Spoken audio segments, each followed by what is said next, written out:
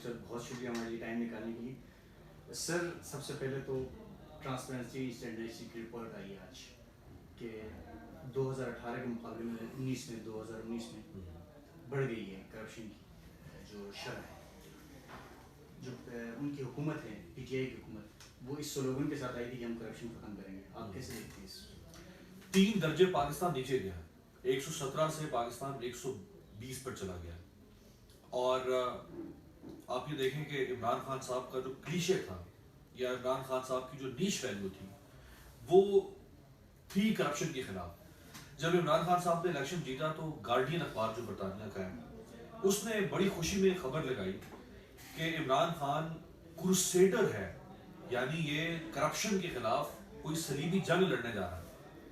یہ صلیبی جنگ لڑی ہے, یعنی 26 سال سے جو آدمی جس نے, دیکھیں نا ہر شخص کا ایک برانڈ ہوتا ہے, وہ اپنا برانڈ بیچتا ہے, سیل کرتا ہے. پیپلز پارٹی کا برانڈ تھا روٹی کپڑا مکان, نون لیگ کا برانڈ تھا موٹر ویز, میگا اسٹرکچرز. عمران خان کا برانڈ تھا کہ میں اس ملک کو بڑا امین اور دیانتدار ملک بناؤں گا, کرپشن کا خاتمہ کروں گا, کرپٹ لوگوں کو سزائیں دوں گا. یہ برانڈ تھا نا 26 سال سے ٹھوس ہو گیا برانڈ 1-1.25 سال کے اندر ہی. اور پیپلز پارٹی کے دور میں اس طرح کی خبریں سننے کو ملتی تھی کہ آئے روز پاکستان جو ہے وہ نوز ڈائیو نیچے جا رہا ہے کرپشن کے, اسے کہتے ہیں سی پی آئی, کرپشن پرسپشن انڈیکس. لیکن پی ایم ایل این کے دور میں تھوڑی سی بہتر ہوئی اس کی پرسپشن, لیکن کرپشن تو ویسی تھی پی ایم ایل این کے دور میں بھی. لیکن عمران خان کے دور میں اگر یہ برقرار رہتا اکبر تو بھی یہ میرے لیے تکلیف دہ تھا کہ برقرار کیوں ہے. عمران خان کے زمانے میں کرپشن کا خاتمہ ہونا چاہیے تھا, یہ نہیں کہ 100% خاتمہ ہوتا, لیکن ایک لہر چلنی چاہیے تھی ملک کے اندر کہ جی پیسہ نہیں پکڑنا, مال نہیں پکڑنا, کھانا نہیں ہے, حلال کھانا ہے. یہ ایک ڈیٹرنس کہتے ہیں نا, وہ چلنی چاہیے تھی. اگر یہ برقرار رہتی تو بھی میں کہتا کہ عمران خان ناکام ہے, لیکن یہ تو نیچے چلی گئی.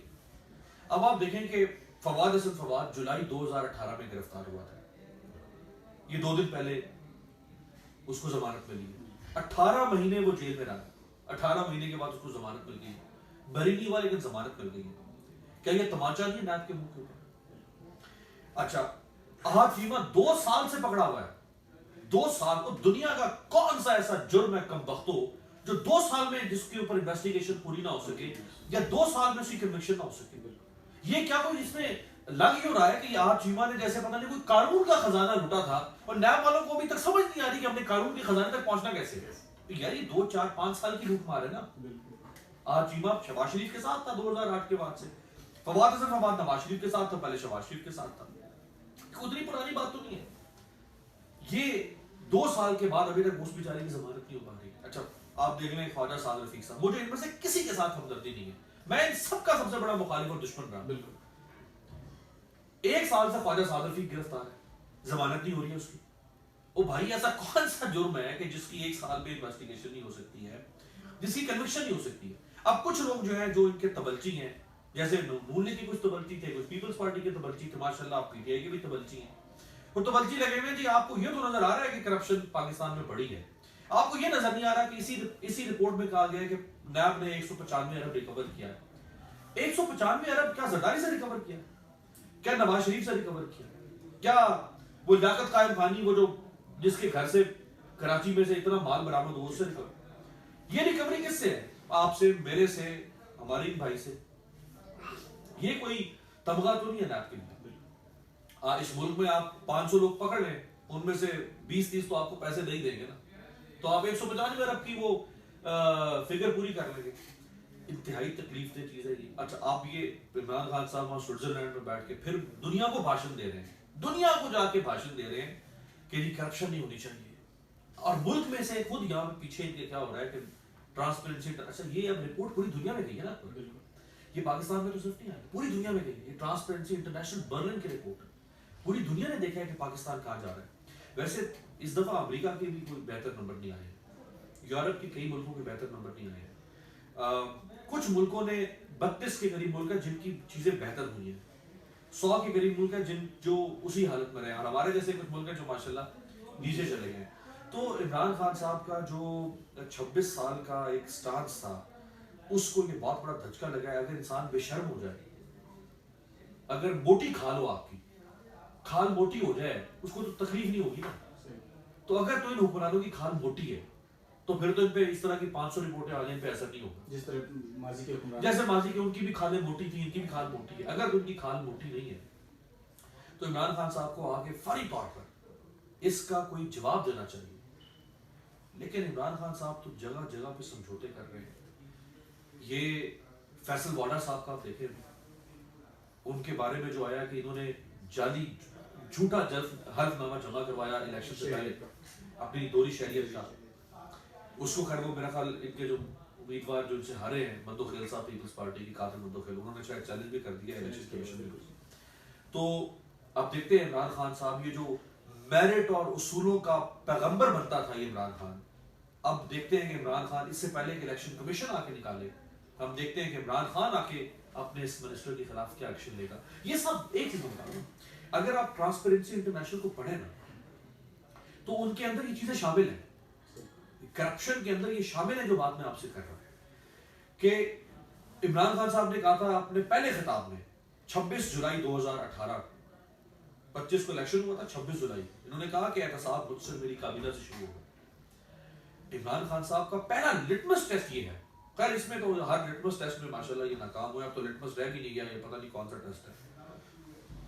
پہلا اب ان کا آزمائش یہ ہے کہ اب یہ واپس آ کے اس سے پہلے کہ فیصل واڈا کو لوگ گندا گندا کریں اور چور چور کہیں اور جعلی کہیں, جھوٹا کہیں, دیکھتے ہیں عمران خان آ کے اپنے وزیر کے خلاف کیا ایکشن لیتے ہیں. سر یہ آپ کو کیا لگتا ہے کیا وجہ ہے کہ یہ جو انڈیکس سے نیچے گئی ہے؟ عمران خان صاحب جو ہیں وہ خود کرپٹ نہیں ہے, یہ تو ہم سب مانتے ہیں کہ وہ خود کرپٹ نہیں, لیکن اس کی ان کے ارد گرد لوگ ہیں, آخر کیا مجبوری ہے کہ ان کے خلاف کوئی کارروائی نہیں کر پاتے؟ خسرو بختیار ہے, ان کے خلاف کوئی کارروائی نہیں ہو پاتی.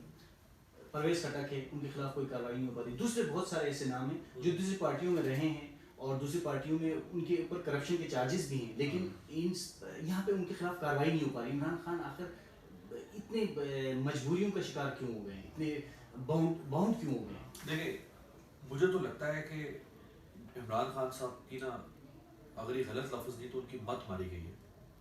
تو یہ اتنا غیر مہذب لفظ نہیں ہے, اس میں مراد یہ کہ انسان کو سمجھ نہیں آ رہا کہ سمجھ مطلب کیا کہہ رہا ہے مجھے, اسے کہتے ہیں مت ماری گئی ہے, تو وہ برا نہ سمجھے. آپ دیکھیں کہ عمران خان صاحب کے اپنے اوپر بھی ایک الزام ہے ہیلی کاپٹر کیس میں, لیکن چلیں اس میں وہ کیس اور طرح کے, میں نہیں کہتا کہ اس میں ان کا کوئی کچھ غلط کیا. پرویز خٹک کے اوپر معلوم جبہ کیس ہے, عمران خان کے پرنسپل سیکرٹری, جو پرنسپل سیکرٹری ہوتا ہے وہ ایک طرح سے 2IC ہوتا ہے, وہ ڈپٹی پرائم منسٹر ہوتا ہے, اعظم خان, ان کے اوپر کیس ہے, اسی معلوم جبہ کا کیس ہے. اسی طرح سے یہ زلفی بخاری صاحب کا کیس ابھی نیب نے انکوائری کی بند کیا. اسی طرح سے علیم خان کا کیس, وہ بھی ضمانت پہ ہے, علیم خان کیس کہیں کنکلوڈ نہیں ہو رہا. اور بہت سارے لوگ ہیں ان کے, کچھ آپ نے نام گنوا دیے. خسرو بختیار صاحب کا, ان کے اپنے کوئی شوگر ملوں کے معاملات ہیں وہاں سے. وجہ ہمیں صرف نظر یہ آ رہی ہے, جو میری اسیسمنٹ ہے, کہ عمران خان نے اپنے اصولوں پر اقتدار کے لیے سمجھوتا کرنا شروع کر دیا. اور جو حکمران, یہ خام خیالی ہے حکمرانوں کی, کیونکہ جب آپ حکمران بن جاتے ہیں نا تو پھر آپ کی واقعی مت ماری جاتی ہے. جب آپ اپوزیشن میں بیٹھے ہوتے ہیں, جب آپ عوام میں کھڑے ہوتے ہیں تو آپ کے اصولوں کا معیار اور ہوتا ہے. جب آپ اقتدار میں آتے ہیں تو آپ پھر اور طرح سے دیکھتے ہیں.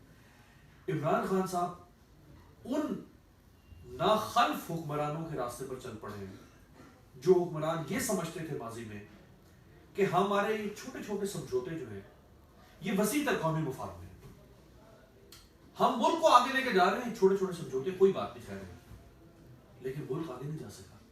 تاریخ گواہ ہے, انسانی تاریخ گواہ ہے کہ جس دن کسی حکمران نے اکبر اپنے اصولوں پر, میرٹ پر سمجھوتا کیا, وہ رات اس کے زوال کی پہلی رات ہوتی.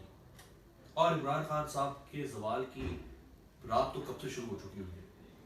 میں پھر بھی دعا گو ان کے لیے, ہم نے خود ان کے لیے بڑی خوشگمانی رکھی تھی, اور میرے جیسے لوگوں پہ تو چھاپ بھی تھی کہ ہم ان سے پیسہ لیتے ہیں, یہ لوگ چائے بھی کسی کو نہیں پلاتے, ہم ان سے پیسہ لیتے ہیں. اور یہ میری بڑی رسپیکٹ عمران خان صاحب کی بڑی مہربانی تھی, شفقت تھی کہ یہ مجھے رسپیکٹ بھی دیتے تھے، اور جب بھی کبھی ان سے ملاقات ہوئی تو یہ مجھے کہتے ہوتے تھے کہ جس طرح تم کرپشن کے خلاف بات کرتے ہو، تم نے پیچھے نہیں ہٹنا. یہ مجھے عمران خان صاحب کی نصیحت تھی.